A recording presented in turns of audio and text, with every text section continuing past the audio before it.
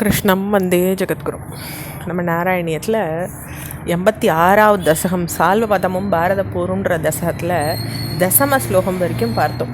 அதாவது அந்த புத்திகட்ட அஸ்வத்தாமன் திரௌபதியினுடைய பிள்ளைகளை தூங்கின்னு இருக்கும்பொழுது கொன்னுடுறார். அப்போ அதுக்கு தண்டிக்க விரும்பி அர்ஜுனன் அவனை நெருங்கும் பொழுது அவன் பிரம்மாஸ்திரத்தை அர்ஜுனனுக்கு எதிர்த்து போரிட்டு இது பண்ணுறான். அப்போ சுவாமி தான் அதை உபசம்ஹாரம் பண்ணி அர்ஜுனனை காப்பாற்றுறார். அவன் தலையில் இருந்த ரத்னத்தையும் கவர்ந்துக்கிறார். அதுக்கப்புறம் அஸ்வத்தாமாவுக்கு ஆத்திரமடங்காத அடியோடு அவளை அழிக்கணும்னுட்டு அபிமன்யுவின் மனைவியான உத்திரையின் கர்ப்பத்தில் புகுந்து போகிறார். அப்போ பிரபோ சுவாமியானவர் அந்த கட்டவரிலிருந்த கர்ப்பத்தை காப்பாற்றி அந்த வம்சத்தை காப்பாற்றுறார். இதை தான் நம்ம தசம ஸ்லோகத்தில் பார்த்தோம். அடுத்து 11வது ஸ்லோகம். தர்மௌகம் தர்மசூனோர் அபிதத அகிலம் சந்த மிருத்யுஸ்ஸ பீஷ்மஹ த்வாம் பஸ்யன் பக்தி பூம்னைவ ஹி சபதிய யௌ நிஷ்கல பிரஹ்ம பூயம் சம்யாஜ் யா யாதாஸ்வ மேதைஸ்திரிபிர் அதிமஹிதைர் தர்மஜம் பூர்ணகாமம் சம்பிராப்தோ துவாரகாம் த்வம் பவனபுரபதே பாஹி மாம் சர்வரோகாத் பவனபுரபதே பாஹி மாம் சர்வரோகாத்.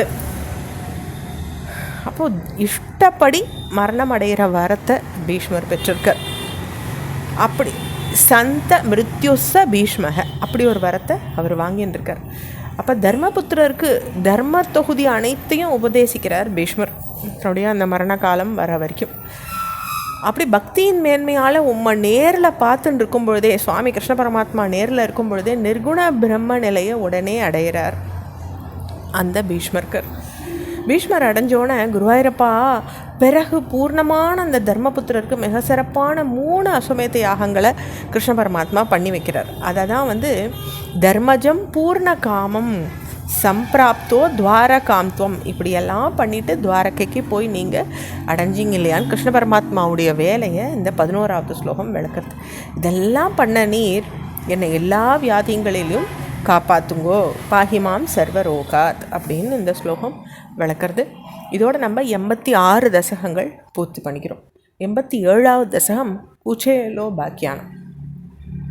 குசேலோ பாக்கியானம்ங்கிறது சுவாமியோடைய பால்ய நண்பர் குச்சேலர். ஆனால் வயசில் குச்சேலர் கிருஷ்ணரோட ரொம்ப மூத்தவராக இருந்திருக்கார்.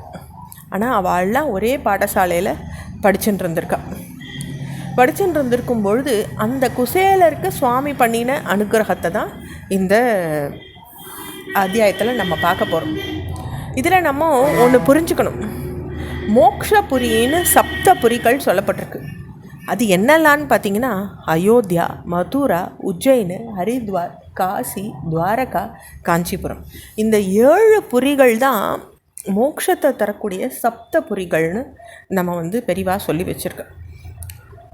அப்படி இந்த புரிகளில் யாரெல்லாம் வாசம் பண்ணுறாளோ, யாரெல்லாம் இந்த க்ஷேத்திரங்களை தரிசித்து அந்த சுவாமியை வேண்டிக்கிறாளோ அவளுக்கெல்லாம் மோட்சம்னு நம்மளுடைய இது சொல்லியிருக்கு. சரி, இப்போ நம்ம தசகத்துக்கு வருவோம். அவந்தி தேசத்தில் உஜ்ஜைன்ற தலைநகரத்தில் குசேலர் வாழ்ந்துட்டுருக்கார்.